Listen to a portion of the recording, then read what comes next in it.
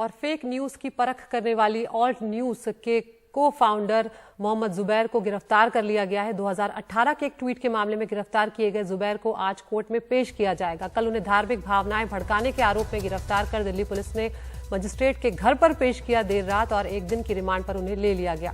Alt news ने Delhi police की इस कार्रवाई पर बयान जारी कर यह कहा है कि ना ही एफआईआर हुई और ना ही कोई सूचना दी गई, बस सीधे जुबैर को गिरफ्तार कर लिया गया।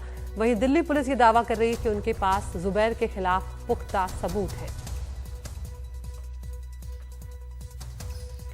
और उधर ऑल्ट न्यूज के को फाउंडर प्रतीक सिन्हा ने इस कार्रवाई पर एक प्रेस नोट भी जारी किया। उन्होंने लिखा कि सोमवार को जुबैर को दिल्ली पुलिस की स्पेशल ब्रांच ने एक मामले में जांच के लिए बुलाया था, जिसमें उनको हाई कोर्ट से गिरफ्तारी के खिलाफ संरक्षण मिला हुआ है। बहरहाल सोमवार शाम 6:45 बजे हमें यह बताया गया कि उन्हें किसी दूसरे ही एफआईआर में गिरफ्तार कर लिया गया है, जिसके लिए कोई नोटिस तक नहीं दिया गया, जो कि उन धाराओं में अनिवार्य है जिसके तहत जुबैर को गिरफ्तार किया गया। लगातार अनुरोध करने के बाद भी हमें एफआईआर की कॉपी नहीं दी जा रही है।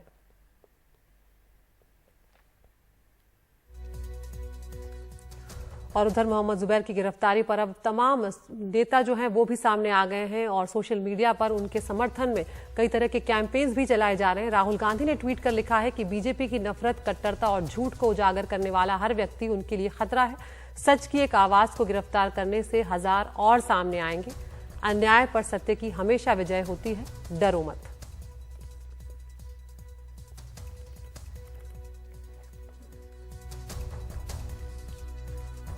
तो आपको ये भी बताते चलते हैं कि आखिर ये पूरा मामला क्या है। आपको बता दें कि 2018 के एक मामले में नाबालिग लड़की की पहचान उजागर करने को लेकर ये केस किया गया है।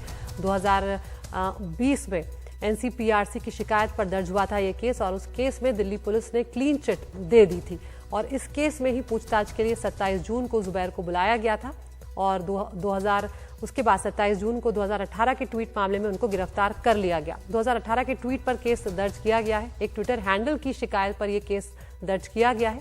धारा 153 और 295(1) के तहत ये केस दर्ज किए गए हैं। आरोप यह है कि एक ट्वीट में जुबैर ने हिंदू देवता का मजाक उड़ाया। मोहम्मद जुबैर पर धार्मिक भावनाएं भड़काने का आरोप लगाया गया है। हम सीधा रुख कर रहे हैं हमारे सहयोगी मुकेश सिंह सेंगर का। यहाँ पर मुकेश, यहाँ पर धारा 153 और 295(1) के तहत मामले दर्ज किए गए हैं और इसमें जो ऑल्ट न्यूज है उनका ये कहना है कि इस तरह की धाराओं में नोटिस सर्व किया जाता है। क्या यहाँ पर आप भी लंबे समय से ये सब कवर कर रहे हैं, क्या आप यहाँ पर देख रहे हैं कि क्या दिल्ली पुलिस ने ज्यादा ही जल्दबाजी दिखाई है इस मामले में और जो नियम कानून थे उनका पालन नहीं किया है?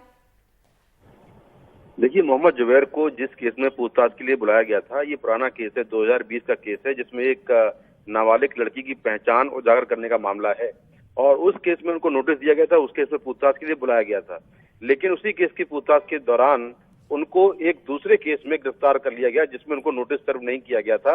आमतौर पर पुलिस नोटिस सर्व करती है जिस केस में पूछताछ होती है, लेकिन पुलिस का कहना यह है कि उन्होंने 2020 के केस में पूछताछ करने के लिए बुलाया था, लेकिन बाद में कुछ इस तरह के सबूत आए नई एफआईआर में, जिसके बेस पर उन्होंने इस केस में उनको अरेस्ट कर लिया है।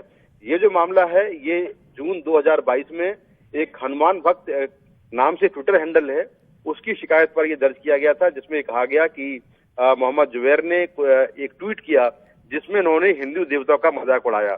तो इस तरह की बातें उन्होंने कही हैं। उसके बाद पुलिस का यह दावा है कि उन्हें गिरफ्तार कर लिया गया और बाद में उन्हें कोर्ट में पेश किया गया, जहां से उनको एक दिन की रिमांड पर भेजा गया है।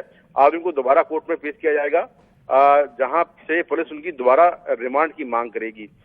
जो ये नया ट्वीट है, जो ये ट्वीट है जिसको लेकर गिरफ्तारी हुई है, ये ट्वीट मोहम्मद जुबैर ने 2018 में किया था, जिसमें कहा था कि 2014 के पहले हनीमून और 2014 के बाद हनुमान।